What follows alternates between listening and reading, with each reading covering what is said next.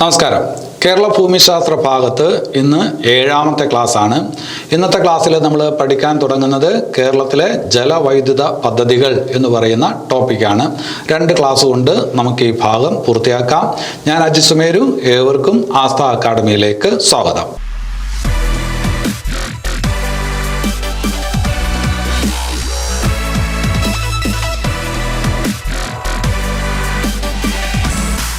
കേരളത്തിലെ നദികളെക്കുറിച്ച് പഠിച്ച സമയത്ത് നമ്മൾ മനസ്സിലാക്കിയ കാര്യമാണ് കേരളത്തിലെ ഏറ്റവും കൂടുതൽ അണക്കെട്ടുകളും ജലവൈദ്യുത പദ്ധതികളും ഉള്ളത് പെരിയാറിലും പെരിയാറിൻ്റെ പോഷക നദികളിലുമായിട്ടാണ്, അല്ലേ?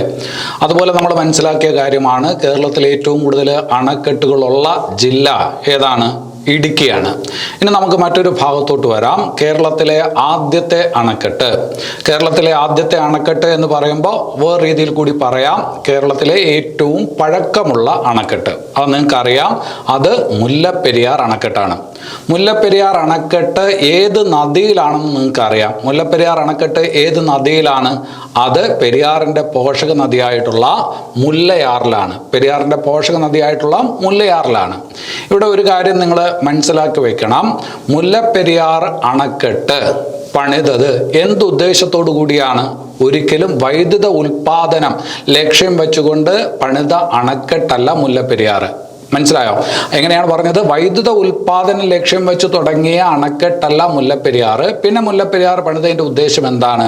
മദ്രാസിലെ, അന്ന് ബ്രിട്ടീഷുകാർ ഭരിക്കുന്ന സമയത്ത് മദ്രാസിലെ ജലക്ഷാമം പരിഹരിക്കുന്നതിന് വേണ്ടിയിട്ട് പണിത അണക്കെട്ടാണ് മുല്ലപ്പെരിയാർ. അപ്പോൾ കേരളത്തിലെ ആദ്യത്തെ അണക്കെട്ടാണ് ഏത്? മുല്ലപ്പെരിയാർ. കേരളത്തിലെ ആദ്യത്തെ ജലവൈദ്യുത പദ്ധതി മുല്ലപ്പെരിയാർ അല്ല. കേരളത്തിലെ ആദ്യത്തെ അണക്കെട്ട് മാത്രമാണ് മുല്ലപ്പെരിയാർ. ആ മുല്ലപ്പെരിയാർ അണക്കെട്ട് ഏത് ജില്ലയിലാണ്? ഇടുക്കി ജില്ലയിലാണ്. ഇടുക്കി ജില്ലയിൽ പീരുമേട് താലൂക്കിൽ കുമളിയിലായിട്ടാണ്, കുമളി പഞ്ചായത്തിലായിട്ടാണ് ഏത് വരുന്നത്? മുല്ലപ്പെരിയാർ വരുന്നത്. എന്ന് പറഞ്ഞാൽ നമുക്ക് മനസ്സിലാവും, മുല്ലപ്പെരിയാർ അണക്കെട്ട് പൂർണ്ണമായിട്ടും കേരളത്തിൻ്റെ അതിർത്തിക്ക് അകത്താണ്. പക്ഷെ ആ അണക്കെട്ടിൻ്റെ ഉത്തരവാദിത്വം അല്ലെങ്കിൽ അതിൻ്റെ നിയന്ത്രണം ആർക്കാണ് എന്ന് ചോദിച്ചാൽ, അത് പരിപാലിക്കുന്നത് ആരാണ്? അതിൻ്റെ നിയന്ത്രണം ആർക്കാണ് എന്ന് ചോദിച്ചാൽ തമിഴ്നാട് സർക്കാരിനാണ്.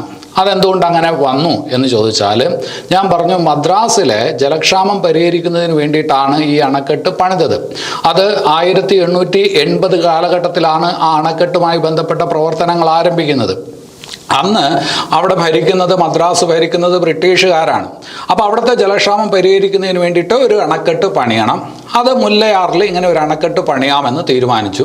പക്ഷേ ആ അണക്കെട്ട് പണിയുന്ന സ്ഥലം പൂർണ്ണമായിട്ടും അന്ന് തിരുവിതാംകൂർ രാജ്യത്തിൻ്റെ ഭാഗമായിരുന്നു. തിരുവിതാംകൂർ എന്ന് പറയുന്ന നാട്ടുരാജ്യത്തിൻ്റെ ഭാഗമായിരുന്നു.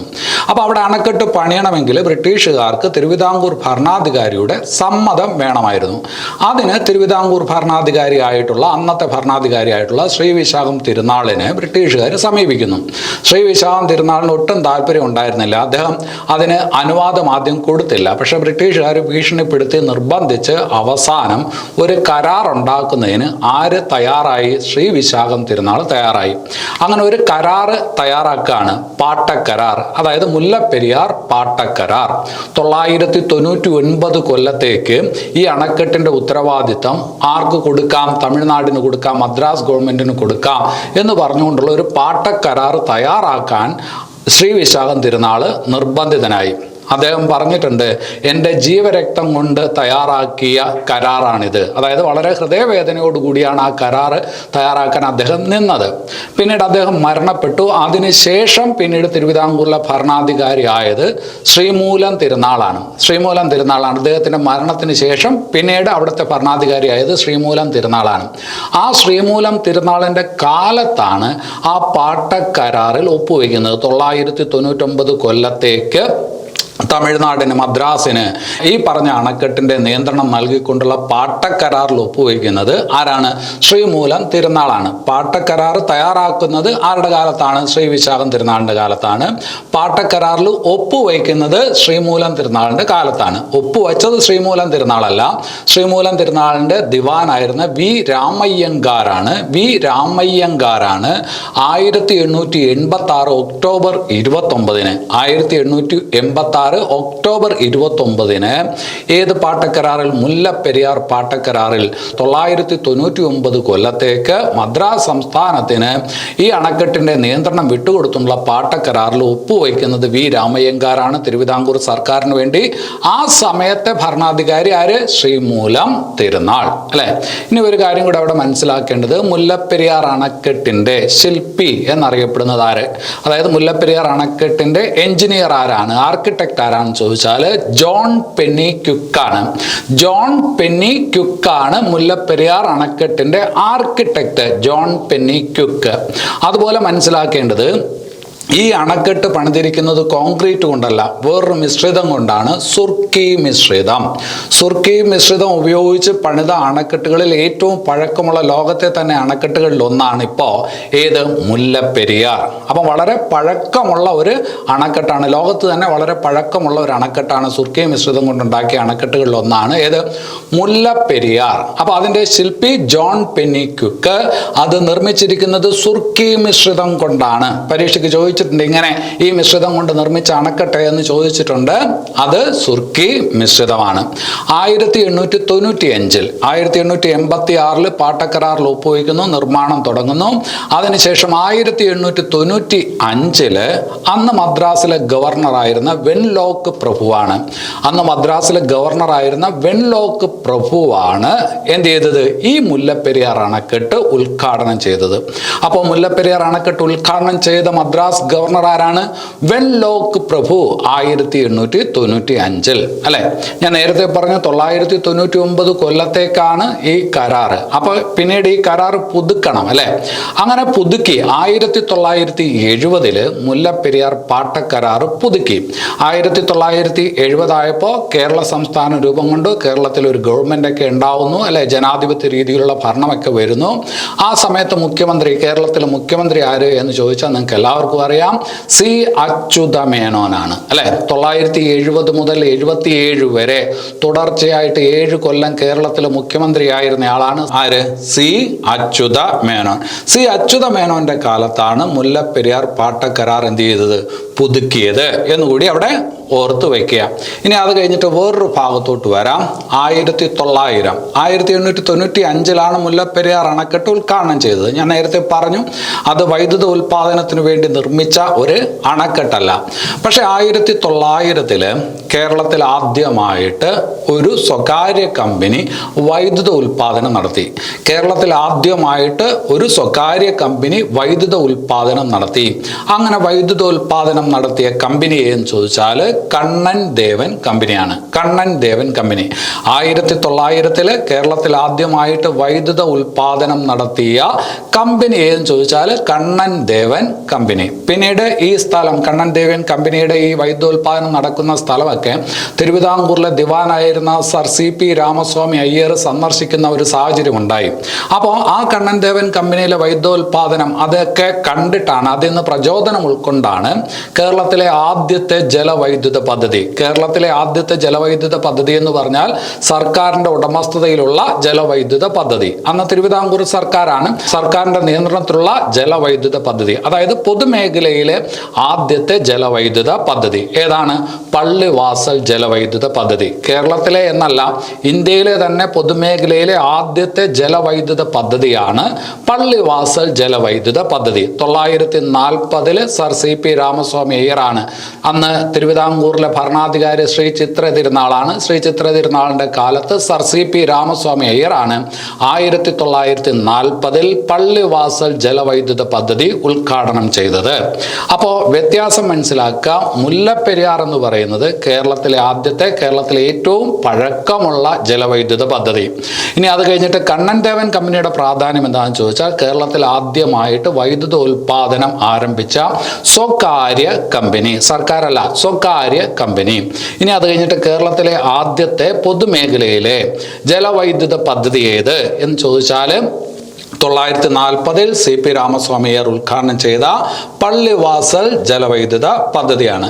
പള്ളിവാസൽ ജലവൈദ്യുത പദ്ധതി ഏത് നദിയിലാണ്? ഒരുപാട് തവണ പരീക്ഷയ്ക്ക് ചോദിച്ചിട്ടുള്ളതാണ് പള്ളിവാസൽ ജലവൈദ്യുത പദ്ധതി. അതുമായി ബന്ധപ്പെട്ട കാര്യങ്ങളെല്ലാം വരുന്നത് ഏത് നദിയിലാണെന്ന് ചോദിച്ചാൽ മുതിരമ്പുഴയിലാണ്.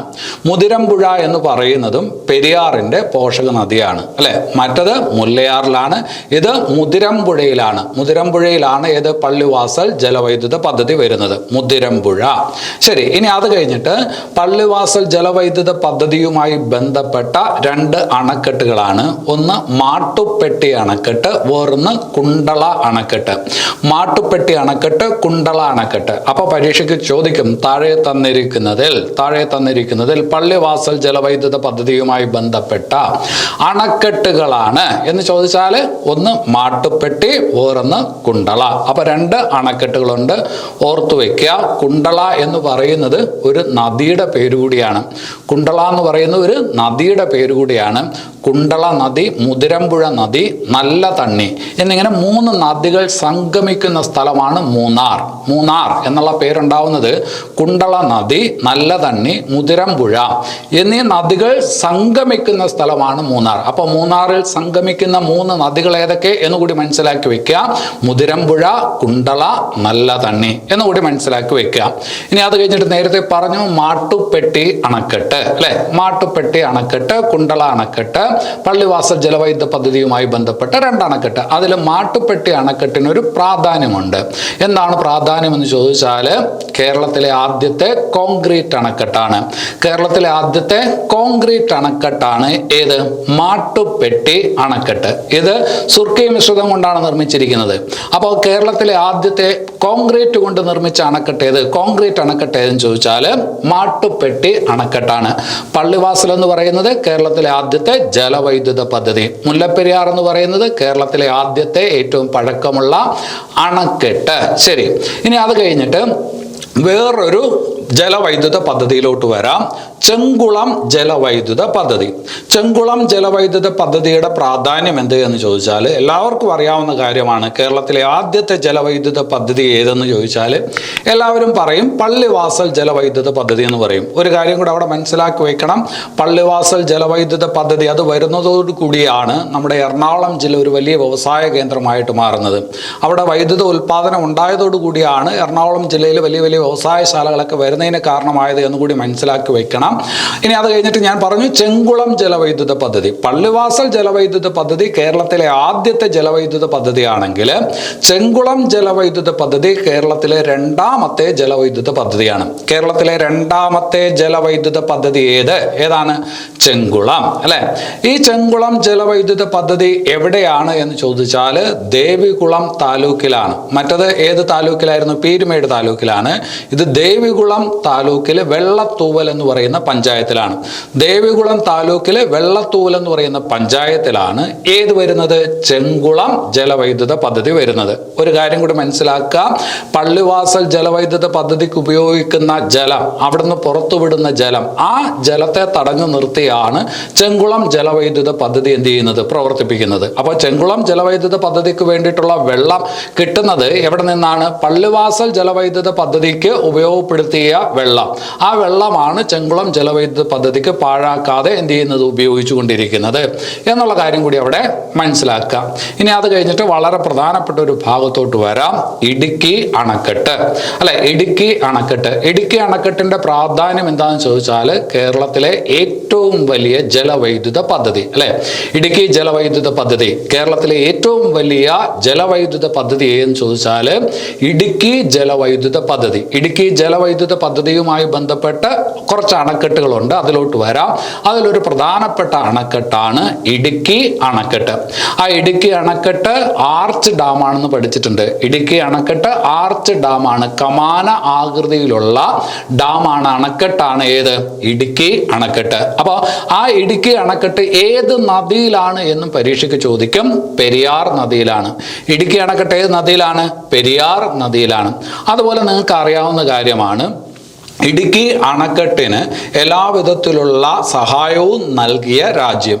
ഇടുക്കി അണക്കെട്ടിന്റെ നിർമ്മാണത്തിന് എല്ലാവിധത്തിലുള്ള സഹായവും നൽകിയ രാജ്യം ഏത് എന്ന് ചോദിച്ചാൽ കാനഡയാണ്. ഇടുക്കിയിലെ ആർച്ച് ഡാം കാനഡ. ഇടുക്കിയിലെ ആർച്ച് ഡാം കാനഡ. ഏത് നദിയിലാണ്? പെരിയാർ നദിയിലാണ്. ഒരു കാര്യം കൂടി അവിടെ മനസ്സിലാക്കി വെക്കണം.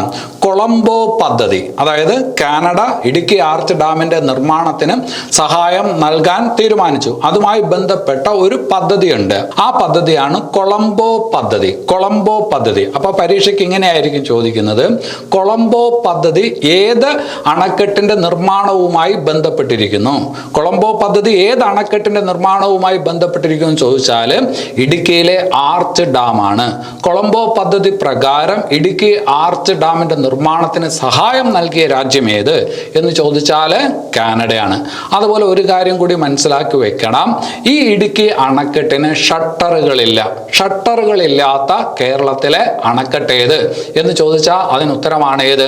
ഇടുക്കി അണക്കെട്ട്. ഷട്ടറുകളില്ലാത്ത അണക്കെട്ട് ഇടുക്കി അണക്കെട്ട്. ഇനി അത് കഴിഞ്ഞിട്ട് ഒരു കാര്യം കൂടി അവിടെ മനസ്സിലാക്കി വെക്കണം.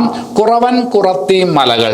കുറവൻ കുറത്തി മലകൾക്ക് ഇടയിലായിട്ട് നിർമ്മിച്ചിരിക്കുന്ന അണക്കെട്ട് ഏത്?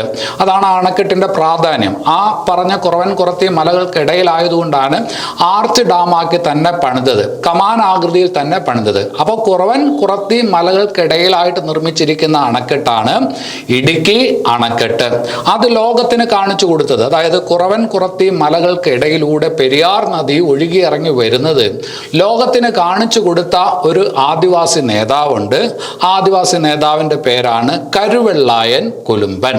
കരുവെള്ളായൻ കൊലുമ്പൻ. അപ്പം കുറവൻ കുറത്തി മലകൾക്കിടയിലൂടെ പെരിയാർ ഒഴുകി വരുന്നത് ലോകത്തിന് ആദ്യം കാണിച്ചു കൊടുത്തത് ആരാണ്? ഒരു ആദിവാസി നേതാവാണ്, അരയ സമുദായത്തിൽപ്പെട്ട നേതാവാണ് കരുവെള്ളായൻ കൊലുമ്പൻ.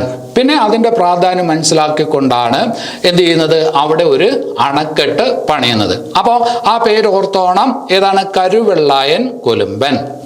മാറിപ്പോകരുത്.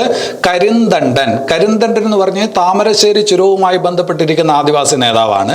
ഇത് കരുവെള്ളായൻ കൊലുമ്പൻ. കുറവൻ കുറത്തി മലകൾക്കിടയിലൂടെ പെരിയാർ ഒഴുകി ഇറങ്ങി വരുന്നത് ലോകത്തിന് പരിചയപ്പെടുത്തുന്നത് കരുവെള്ളായൻ കൊലുമ്പനാണ്. അതാണ് പിന്നീട് ഇടുക്കി അണക്കെട്ടിന്റെ നിർമ്മാണത്തിലോട്ട് വന്നത്. അപ്പൊ അത്രയും കാര്യം അവിടെ മനസ്സിലാക്കി വെക്കുക.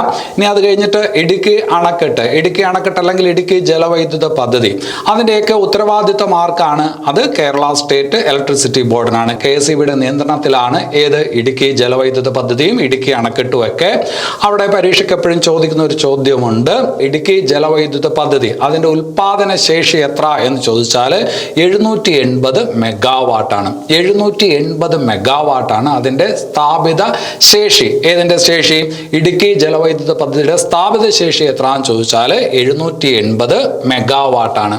ഇനി അത് കഴിഞ്ഞിട്ട് ഒരു കാര്യം കൂടി അവിടെ മനസ്സിലാക്കി വെക്കണം. ഇടുക്കി ജലവൈദ്യുത പദ്ധതി എന്ന് പറയുമ്പോൾ അതിനകത്ത് 3 അണക്കെട്ടുകളാണ്. നേരത്തെ നമ്മൾ പള്ളിവാസൽ ജലവൈദ്യുത പദ്ധതി എന്ന് പറഞ്ഞപ്പോൾ അതിന്റെ ഭാഗമായിട്ട് 2 അണക്കെട്ടുകൾ ഉണ്ടെന്ന് പറഞ്ഞു. ഏതൊക്കെയാണ് 2 അണക്കെട്ട്? ഒന്ന് മാട്ടുപ്പെട്ടി, വേറൊന്ന് കുണ്ടള. അതുപോലെ ഇടുക്കി ജലവൈദ്യുത പദ്ധതിയുടെ ഭാഗമായിട്ട് 3 അണക്കെട്ടുകളുണ്ട്. അതിലൊരു അണക്കെട്ട് ചെറുതോണി അണക്കെട്ട്, വേറൊന്ന് ഇടുക്കി അണക്കെട്ട്, വേറൊന്ന് കുളമാവ് അണക്കെട്ട്. അപ്പോൾ ഇടുക്കി ജലവൈദ്യുത പദ്ധതിയുടെ ഭാഗമായി വരുന്ന അണക്കെട്ടുകളാണ് ഒന്ന് ഇടുക്കി അണക്കെട്ട്, വേറൊന്ന് ചെറുതോണി അണക്കെട്ട്, വേറൊന്ന് കുളമാവ് അണക്കെട്ട്. ഒരു കാര്യം കൂടി പറയാം. ഈ ഇടുക്കി ജലവൈദ്യുത പദ്ധതിയുമായി ബന്ധപ്പെട്ട വളരെ പ്രധാനപ്പെട്ട ഒരാളാണ് ആര്? കരുവെള്ളായൻ കൊലുമ്പൻ, അല്ലെ? ആദിവാസി നേതാവെന്ന് പറഞ്ഞു. അദ്ദേഹത്തിന്റെ ഒരു പ്രതിമ അവിടെ ഉണ്ട്. ഈ ഇടുക്കി അണക്കെട്ടിന്റെ പരിസര ഭാഗത്ത് ഏതുണ്ട്? കരുവെള്ളായൻ കൊലുമ്പന്റെ ഒരു പ്രതിമയുണ്ട്. ചെറുതോണി അണക്കെട്ടിലോട്ട് നോക്കി നിൽക്കുന്ന വിധത്തിലാണ് കരുവെള്ളായൻ കൊലുമ്പന്റെ പ്രതിമ സ്ഥാപിച്ചിട്ടുള്ളത്. അപ്പൊ അതും കൂടെ ഓർത്തോണം. ചെറുതോണി, ഇടുക്കി, കുളമാവ് അണക്കെട്ടുകൾ ഇടുക്കി ജലവൈദ്യുത പദ്ധതിയുടെ ഭാഗമായിട്ടുള്ള അണക്കെട്ടുകളാണ്. ഇനി ഒരു കാര്യം കൂടി, കേരളത്തിലെ ഏറ്റവും ഉയരമുള്ള അണക്കെട്ട് ഏത്? കേരളത്തിലെ ഏറ്റവും ഉയരമുള്ള അണക്കെട്ട് ഏതാണ്? ചെറുതോണി അണക്കെട്ടാണ്. ഏതാണ്? ചെറുതോണി അണക്കെട്ട്. അപ്പോൾ ഓരോ അണക്കെട്ടിന്റെയും പ്രാധാന്യം മനസ്സിലാക്കിക്കോണം. മുല്ലപ്പെരിയാർ അണക്കെട്ടിന്റെ പ്രാധാന്യം എന്തായിരുന്നു? മുല്ലപ്പെരിയാർ അണക്കെട്ട് കേരളത്തിലെ ആദ്യത്തെ ഏറ്റവും പഴക്കമുള്ള അണക്കെട്ട്, അല്ലെ? പഴക്കമുള്ള അണക്കെട്ട്. അത് കഴിഞ്ഞിട്ട് മാട്ടുപ്പെട്ടി അണക്കെട്ടിന്റെ പ്രാധാന്യം എന്തായിരുന്നു? മാട്ടുപ്പെട്ടി അണക്കെട്ട് കേരളത്തിലെ ആദ്യത്തെ കോൺക്രീറ്റ് അണക്കെട്ട്. കോൺക്രീറ്റ് ജനറേറ്റ് അണക്കെട്ട്. ഇടുക്കി അണക്കെട്ടിന്റെ പ്രാധാന്യം എന്തായിരുന്നു? ഏഷ്യയിലെ തന്നെ ആദ്യത്തെ ആർച്ച് ഡാമാണ്. ഏഷ്യയിലെ തന്നെ ആദ്യത്തെ ആർച്ച് ഡാമാണ് ഏത്? ഇടുക്കി അണക്കെട്ട്. ഇനി അത് കഴിഞ്ഞിട്ട് ചെറുതോണി അണക്കെട്ടിന്റെ പ്രാധാന്യം എന്താണ്? കേരളത്തിലെ ഏറ്റവും ഉയരമുള്ള അണക്കെട്ടാണ്. ഇന്ത്യയിലെ മൂന്നാമത്തെ ഉയരമുള്ള അണക്കെട്ടാണ് ചെറുതോണി അണക്കെട്ട്, അല്ലെ? ഇനി അത് കഴിഞ്ഞിട്ട് മുല്ലപ്പെരിയാറിന്റെ ഉദ്ദേശം എന്ത്? മുല്ലപ്പെരിയാറിന്റെ ഉദ്ദേശം എന്ന് പറയുന്നത് എന്താണ്? ജലക്ഷാമം പരിഹരിക്കുക എന്നുള്ളതാണ്, അല്ലെ? കണ്ണൻ ദേവൻ കമ്പനിയുടെ പ്രാധാന്യം എന്ത്? കേരളത്തിൽ ആദ്യമായിട്ട് വൈദ്യുതോൽപാദനം ആരംഭിച്ച കമ്പനി, അല്ലെ? കമ്പനി എന്ന് പറയുമ്പോൾ അതൊരു സ്വകാര്യ കമ്പനിയാണ്. പള്ളിവാസൽ ജലവൈദ്യുത പദ്ധതിയുടെ പ്രാധാന്യം എന്ത്? പള്ളിവാസൽ ജലവൈദ്യുത പദ്ധതി കേരളത്തിലെ ആദ്യത്തെ ജലവൈദ്യുത പദ്ധതി. ചെങ്കുളം ജലവൈദ്യുത പദ്ധതിയുടെ പ്രാധാന്യം എന്ത്? ചെങ്കുളം ജലവൈദ്യുത പദ്ധതി കേരളത്തിലെ രണ്ടാമത്തെ ജലവൈദ്യുത പദ്ധതി. അത് കഴിഞ്ഞിട്ട് ഇടുക്കി ജലവൈദ്യുത പദ്ധതിയുടെ പ്രാധാന്യം എന്ത്? ഇടുക്കി ജലവൈദ്യുത പദ്ധതിയുടെ പ്രാധാന്യം കേരളത്തിലെ ഏറ്റവും വലിയ ജലവൈദ്യുത പദ്ധതി, ഏറ്റവും കൂടുതൽ ഉൽപാദന ശേഷിയുള്ള ജലവൈദ്യുത പദ്ധതി, 780 മെഗാവാട്ട്. അപ്പൊ അത്രയും കാര്യങ്ങൾ അവിടെ നന്നായിട്ട് ഓർത്തു വയ്ക്കണം. ഇടയ്ക്കിടയ്ക്ക് പരീക്ഷയ്ക്ക് ചോദിക്കുന്നതാണ്, എപ്പോഴും പിള്ളേർ തെറ്റിക്കാറുണ്ട്, അത് അങ്ങോട്ടും ഇങ്ങോട്ടും മാറിപ്പോകുന്നതാണ്. ശരി, ഇനി അത് കഴിഞ്ഞിട്ട് വേറൊരു ഭാഗത്തോട്ട് വരാം. നമ്മൾ പറഞ്ഞു ഇടുക്കി ജലവൈദ്യുത പദ്ധതി ഏറ്റവും കൂടുതൽ ഉൽപാദന ശേഷിയുള്ള ജലവൈദ്യുത പദ്ധതിയാണെന്ന് പറഞ്ഞു, അല്ലെ? അപ്പൊ നമ്മൾ പറഞ്ഞു ഇങ്ങനെ 3 അണക്കെട്ടുകൾ ഉണ്ടെന്ന് പറഞ്ഞു. ഇടുക്കി ജലവൈദ്യുത പദ്ധതിയുമായി ബന്ധപ്പെട്ട് 3 അണക്കെട്ടുകളുണ്ട്. ആ അണക്കെട്ടിൽ നിന്നുള്ള വെള്ളം പെൻസ്റ്റോക്ക് പൈപ്പ് വഴി എവിടെ കൊണ്ടുവരും? മൂലമറ്റം എന്ന് പറയുന്ന ഒരു സ്ഥലത്ത് കൊണ്ടുവരും. പെൻസ്റ്റോക്ക് പൈപ്പ് വഴി ആ അണക്കെട്ടുകളിലെ വെള്ളം എവിടെ കൊണ്ടുവരും? മൂലമറ്റത്ത് കൊണ്ടുവരും. അവിടെയാണ് ജനറേറ്റർ ഉള്ളത്. അവിടെയാണ് എന്ത് ചെയ്യുന്നത്? വൈദ്യുതി ഉൽപ്പാദിപ്പിക്കുന്നത്. അത് ഭൂമിക്ക് അടിയിലാണ്. അപ്പൊ നമ്മൾ പറയും കേരളത്തിലെ ഏറ്റവും വലിയ ഭൂഗർഭ ജലവൈദ്യുത നിലയം. കേരളത്തിലെ ഏറ്റവും വലിയ ഭൂഗർഭ ജലവൈദ്യുത നിലയം ഏത് എന്ന് ചോദിച്ചാൽ മൂലമറ്റമാണ്. ഇടുക്കി ജലവൈദ്യുത പദ്ധതിയുടെ ഭാഗമായിട്ട് വൈദ്യുത ഉൽപാദനം നടക്കുന്നത് മൂലമറ്റത്താണ്. അപ്പോൾ കേരളത്തിലെ ഏറ്റവും വലിയ ജലവൈദ്യുത നിലയം ഏത് എന്ന് ചോദിച്ചാൽ മൂലമറ്റത്താണ്. ഇനി അത് കഴിഞ്ഞിട്ട് വേറൊരു പ്രധാനപ്പെട്ട പോയിന്റ്, ഇടുക്കി ജലവൈദ്യുത പദ്ധതി ഉദ്ഘാടനം ചെയ്ത പ്രധാനമന്ത്രി ആര്? ഇടുക്കി ജലവൈദ്യുത പദ്ധതി ഉദ്ഘാടനം ചെയ്തത് 1976 1976 ഫെബ്രുവരിയിലാണ് ഇടുക്കി ജലവൈദ്യുത പദ്ധതി ഉദ്ഘാടനം ചെയ്യുന്നത്. ആ സമയത്തെ പ്രധാനമന്ത്രി എന്ന് പറയുന്നത് ഇന്ദിരാഗാന്ധിയാണ്. 1976 എന്ന് പറയുമ്പോൾ എല്ലാവർക്കും മനസ്സിലാവും, ഇന്ദിരാഗാന്ധിയാണ് ആ സമയത്തെ പ്രധാനമന്ത്രി. 1976 ഇടുക്കി ജലവൈദ്യുത പദ്ധതി ഉദ്ഘാടനം ചെയ്യുമ്പോൾ കേരള മുഖ്യമന്ത്രി ആര് എന്ന് ചോദിച്ചാൽ അത് സി അച്യുത മേനോനാണ്. ഞാൻ നേരത്തെ പറഞ്ഞു 970 മുതൽ 977 വരെ തുടർച്ചയായ 7 കൊല്ലം മുഖ്യമന്ത്രിയായിരുന്നയാളാണ്. സി അച്യുത മേനോനാണ് ആ സമയത്തെ കേരളത്തിലെ മുഖ്യമന്ത്രി. പക്ഷേ 1976 അത് ഉദ്ഘാടനം ചെയ്ത പ്രധാനമന്ത്രി ഇന്ദിരാഗാന്ധിയാണ് എന്നുള്ള കാര്യം അവിടെ ഓർത്തു വയ്ക്കുക. ഇനി അത് കഴിഞ്ഞിട്ട് വേറൊരു അണക്കെട്ടിലോട്ട്, പൊന്മുടി അണക്കെട്ട്, അല്ലെ? പൊന്മുടി ഹിൽ സ്റ്റേഷൻ എവിടെയാണെന്ന് നിങ്ങൾ പഠിച്ചിട്ടുണ്ട്. പൊന്മുടി എന്ന് പറയുന്ന സുഖവാസ കേന്ദ്രം അത് തിരുവനന്തപുരം ജില്ലയിലാണെന്ന് പഠിച്ചിട്ടുള്ള ഒരാൾ ചിലപ്പോൾ തെറ്റിക്കാൻ സാധ്യതയുണ്ട്. അതുകൊണ്ടാണ് പറയുന്നത് പൊന്മുടി അണക്കെട്ട്. പൊന്മുടി അണക്കെട്ട് എവിടെയെന്ന് ചോദിച്ചാൽ അത് ഇടുക്കിയിലാണ്. പൊന്മുടി ഹിൽ സ്റ്റേഷൻ എവിടെയെന്ന് ചോദിച്ചാൽ അത് തിരുവനന്തപുരത്താണ്. പൊന്മുടി ഹിൽ സ്റ്റേഷൻ തിരുവനന്തപുരത്താണ്. പൊന്മുടി അണക്കെട്ട് ഇടുക്കിയിലാണ്. ഇടുക്കിയിൽ പന്നിയാറിലാണ്. പെരിയാറിന്റെ ഒരു പോഷക നദിയാണ് പന്നിയാറ്. പന്നിയാറിലാണ് പൊന്മുടി അണക്കെട്ട്. അപ്പൊ അത് ഓർത്തു വെക്കണം. ഇനി അതുപോലെ പരീക്ഷയ്ക്ക് ചോദിക്കാൻ കൊള്ളാവുന്ന ഒരു ചോദ്യമാണ് മലങ്കര അണക്കെട്ട്. മലങ്കര അണക്കെട്ട് എവിടെയാണെന്ന് ചോദിച്ചാലും ഇടുക്കിയിലാണ്. തൊടുപുഴ താലൂക്കിൽ മുട്ടം പഞ്ചായത്തിലാണ് ഏത് വരുന്നത്? മലങ്കര അണക്കെട്ട് വരുന്നത്. മലങ്കര അണക്കെട്ട്. അപ്പോൾ മലങ്കര അണക്കെട്ട് എവിടെയാണെന്ന് ചോദിച്ചാലും അത് എവിടെയാണ്? ഇടുക്കി ജില്ലയിലാണ്. അപ്പോൾ പൊന്മുടി അണക്കെട്ടും ഇടുക്കി ജില്ലയിലാണ്. മലങ്കര അണക്കെട്ടും ഇടുക്കി ജില്ലയിലാണ്. മലങ്കര അണക്കെട്ട് ഏത് നദിയിലാണെന്ന് ചോദിച്ചാൽ തൊടുപുഴയാറിലാണ്. ചില പുസ്തകങ്ങളിൽ അത് മൂവാറ്റുപുഴയാറെന്ന് കാണും. നമ്മൾ നേരത്തെ പഠിച്ചതാണ്. തൊടുപുഴയാറ് ചെന്ന് പതിക്കുന്ന നദിയാണ് ഏത്? മൂവാറ്റുപുഴയാറ്. നമ്മൾ അല്ലാതെ പഠിച്ചിട്ടുണ്ട് കേരളത്തിൽ ഒരിക്കലും വറ്റാത്ത നദിയാണ് തൊടുപുഴയാറെന്ന് പഠിച്ചിട്ടുണ്ട്, അല്ലെ? കേരളത്തിൽ ഒരിക്കലും വറ്റാത്ത നദിയാണ് തൊടുപുഴയാറെന്ന് പഠിച്ചിട്ടുണ്ട്. എന്താണ് അതിനുള്ള കാരണമെന്ന് നമുക്കറിയാം. ഇടുക്കി ജലവൈദ്യുത പദ്ധതിക്ക് ഉപയോഗിച്ച ജലം ഒഴുക്കി വിടുന്നത് എങ്ങോട്ടാണ്? തൊടുപുഴയാറിലോട്ടാണ്. അതുകൊണ്ട് തൊടുപുഴയാറിൽ ഒരിക്കലും ജലക്ഷാമം ഉണ്ടാവത്തില്ല. അപ്പോൾ ആ ഒരു കാര്യം കൂടി മനസ്സിലാക്കി വെക്കുക. മലങ്കര അണക്കെട്ട് ഇടുക്കി തന്നെയാണ്, തൊടുപുഴയാറിലാണ്. തൊടുപുഴ താലൂക്കില് മുട്ടം പഞ്ചായത്തിലാണ് മലങ്കര അണക്കെട്ട് വരുന്നത്. ഇനി അത് കഴിഞ്ഞിട്ട് തെറ്റാൻ സാധ്യതയുള്ളത് ഇടമലയാർ അണക്കെട്ട്. ഇടമലയാർ അല്ലെ, ഇടമലയാർ എന്ന് പറയുന്നത് നമുക്കറിയാം പെരിയാറിന്റെ ഒരു പോഷക നദിയാണ്. ആ പോഷക നദിയിൽ പണിതിരിക്കുന്ന അണക്കെട്ടാണ് ഇടമലയാർ അണക്കെട്ട്. വൈദ്യുത ഉൽപാദനവുമായി ബന്ധപ്പെട്ടിരിക്കുന്ന ഒരു അണക്കെട്ടാണ് ഇടമലയാർ അണക്കെട്ട്. ആ ഇടമലയാർ അണക്കെട്ട് ഏത് ജില്ലയിലെന്ന് ചോദിക്കുമ്പോൾ ഒരിക്കലും തെറ്റിക്കരുത്, ഇടുക്കി എന്ന് എഴുതരുത്, എറണാകുളം ജില്ലയിലാണ്. എറണാകുളം ജില്ലയിൽ നിങ്ങൾ ഭൂതത്താൻ കെട്ടെന്ന് കേട്ടിട്ടുണ്ടാവും. ഭൂതത്താൻ കെട്ട്, ആ ഭൂതത്താൻ കെട്ടിന് അടുത്തായിട്ടാണ് ഏത് വരുന്നത്, ഇടമലയാർ അണക്കെട്ട് വരുന്നത്. ഈ ഭൂതത്താൻ കെട്ടിന് അടുത്തുള്ള ഒരു പക്ഷി സങ്കേതമാണ് തട്ടേക്കാട് പക്ഷി സങ്കേതം, എറണാകുളം ജില്ല. അപ്പോൾ ഇടമലയാർ, ഭൂതത്താൻ കെട്ട്, അതുപോലെ തട്ടേക്കാടൊക്കെ അടുത്തടുത്ത് വരുന്ന സ്ഥലങ്ങളാണ് ഏത് ജില്ല, എറണാകുളം ജില്ല എന്ന് മനസ്സിലാക്കി വെക്കാം. ഇനിയും കുറച്ച് ജലവൈദ്യുത പദ്ധതികളെ കുറിച്ചും അണക്കെട്ടുകളെ കുറിച്ചും പഠിക്കാനുണ്ട്. അതെല്ലാം ഈ ക്ലാസ്സിനകത്ത് നിറച്ചു കഴിഞ്ഞാൽ വളരെ ബോറാവും, വീഡിയോ ഒരുപാട് നീണ്ടുപോവുകയും ചെയ്യും. അത് അടുത്ത ക്ലാസ്സിൽ പഠിക്കാം. ഇന്നത്തെ ക്ലാസ് ഇവിടെ അവസാനിക്കുന്നു. എല്ലാവർക്കും നല്ലത് വരട്ടെ. നന്ദി.